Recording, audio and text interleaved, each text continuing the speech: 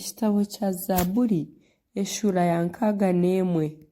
Hurira okutaka kwangye, Ayi Ruhanga, ota omutima aha kushaba kwangye, kunduba ndi aha muheru gw'ensi, omutima gwangye gwagwa eshazi, ndyaguma kutakire, ompise aha mutwe gw'orukiri ahu ntarikubaasa kwehisya. Ahakuba niyo buhungiro bwangye n'omunaara gw'amaani ogw'okundinda abazigu. Ndyaguma omu ihema ryawe ebiro byona, ndyahungira omu mapapa gawe gambumbatire.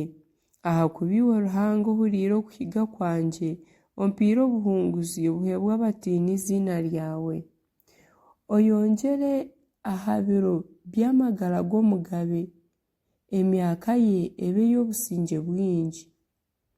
Agume aha ngoma omu maisho gawe, Ayi Ruhanga, ebiro n'ebiro. Omutwekere embabazi n'obwesigwa bimurinde.